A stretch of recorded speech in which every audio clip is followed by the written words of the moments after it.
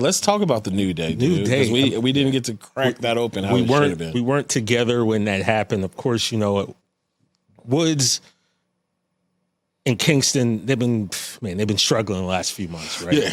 And it looked like it all came to a head. Remember, you and I said the stuff that they said to one another, I don't know if you can come back from that. Like, they got real personal, and it was biting, man. And then so the next week, 10-year celebration, we figured one of two things were going to happen. Either those two were going to split, or he would come back and they'd get together. Mm-hmm. Segment starts for like the first, 5-10 minutes, no Big E. So we're like, okay, he's not here. Right. And then it was pretty good. The vibes was nice. Yeah. You was like, okay. They were setting us up for, okay, we're going to split. Yeah. And he comes out. I got to be honest, though, I didn't love the pop he got.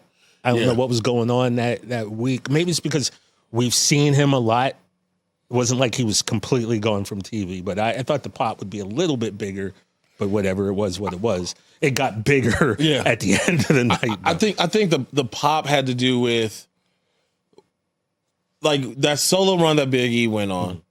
Yes, it stands out because, it was another historical time where we held a top championship in the company. But I think as long as we've been waiting to see Big E come out on the ramp, we were waiting for that.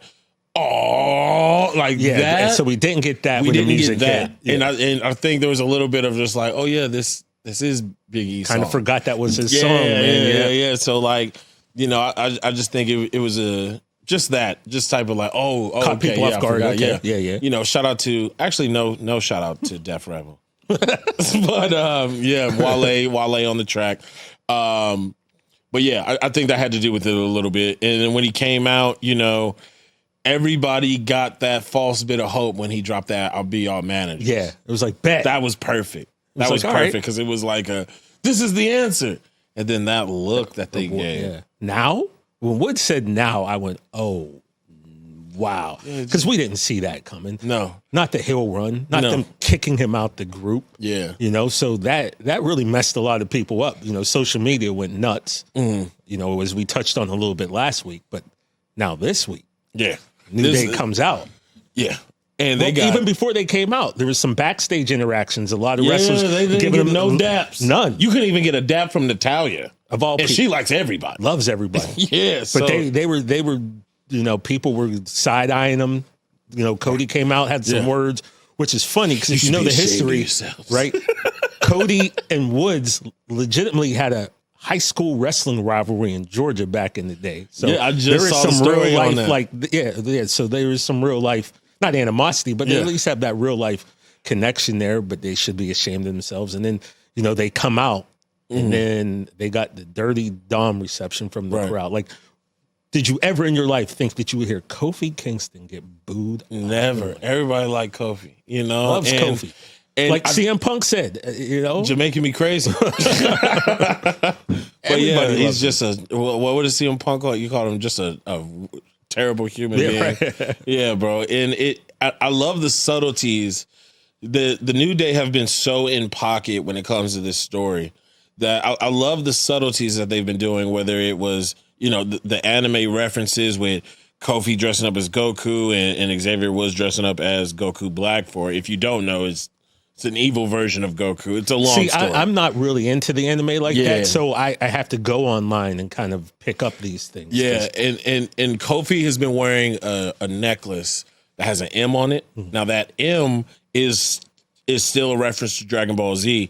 There was a character by the name of Vegeta who was a good guy, but then he let this is going to get crazy, but we're talking wrestling. Like, you can disband your belief a little bit. Right. This wizard takes over Vegeta's mind, and Vegeta becomes a savage, just becomes evil, and he becomes Majin Vegeta. And that M is like a brand on Vegeta's forehead when he's under the spell. So Kofi wearing that same M is just a subtlety to the character nod of just like the evil has taken over him. So like that, I never would have known that. Yeah, it's a slight anime reference for those who know. And so for him to be rocking the Majin M is just showing that like a character who used to be good has seen how strong they can be if they let that evil take over. Wow. Yeah. See, like I said, I'm not really in anime. Yeah. I know a lot of their stuff is anime based, so I don't. It doesn't hit for me the way it hits for some people. Yeah, it's because I'm not into it. Subtleties like that where you're like, well, man, these dudes are in pocket, and it's great to see. It should be a nice, refreshing rejuvenation for them. And I don't think this is the last we'll see of the Big E probably encounter. Well, we can hope not. You know, I who knows? Will the man ever be able to wrestle again? Right. Honestly, I don't care, and I say I don't care because for him, I hope nothing but a long life, pain free, being able to move when he's an old man. So if that means he can't come back, then you know, obviously I can't speak for him. I don't know him. I don't know what's in his heart, but I'm more so for him having a healthy life. That's all I healthy really life over entertaining me always, because he's already done enough. Yeah, exactly. And you know, we've seen plenty situations where he can still be effective story wise or business wise without it being an in-ring performance. But yeah, something in me tells me that this isn't the last interaction we'll see. Who knows if one day we don't get Big E coming out and being like, you guys are right. And, you know, just going that direction, and then we get evil New Day. Wow. Like, think about that. The possibilities are there. This is they're in their bag right now. Right. It's some S tier character work. Would you say, obviously, Bash at the Beach 96, we spoke about it with Eric Bischoff. I think it's universally looked at as maybe the biggest heel turn of all time with Hulk Hogan. But I don't know where this would rank in terms of the creation of the NWO, but if there is a list, this is on that list of just the most shocking heel turns that 10 years you've ever seen. And, you know, when they came out to the crowd, first of all, and they were getting that nuclear heat. Yeah. They couldn't even speak. And what's at one point was like, it's not like we hit, or I'm not sure if Kofi or Xavier said it, but it was like, not like we hit Big E with a chair or anything. Right. But you could took a sledgehammer to his neck. Right. But you could barely hear that because the crowd was so loud. And there's two different chants going against them. Big E. The Big E and New Day sucks. But what if one of them would have grabbed a hold of that chant and went, yeah, we wanted Big E too. You're right. Well, I think that would have paused the crowd. You know what I mean? It was a situation. Also, let me just talk to Wichita a little bit. Wichita, Kansas. How you were supposed to do that is, we want Big E. New Day sucks. We want, but y'all couldn't get the rhythm, baby. Rhythm. Like, it's like a lot of people have been double dutched in the shows. But it still worked because it just sounded like so much chaos that there was no way for them to get any words out. It reminded me of Elias and Kevin Owens.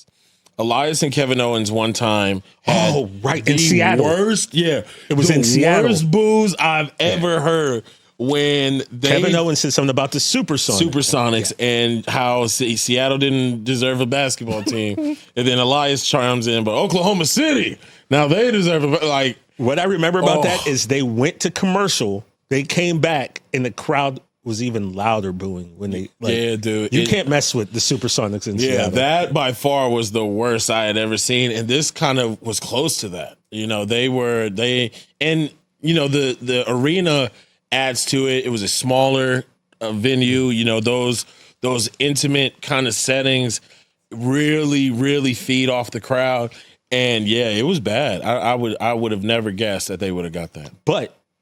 You know, they had to get in the backstage area and be like, we got him. Because you can't ask for, that was probably more than they expected. They could not have seen the revolt that was going to happen. So I'm interested. Now I'm all in. I want to see where this goes. Obviously, you would figure another title run is coming soon. It's happening.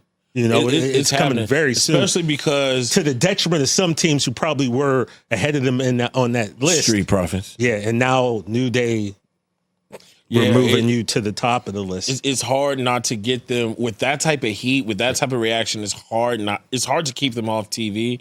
And then when Raw, their tag team title situation isn't necessarily the best anyway. You know, they just haven't booked it. You got one half of the champs more concerned with the world title. Yeah, for the world title. Which is understandable, but why is the Freebird rule not in effect for the Judgment Day, right? Yeah. Why can't Dom and JD or Carlito and JD, why can't they defend these titles? Watch new episodes of No Contest Wrestling every Wednesday or listen wherever you get your podcasts.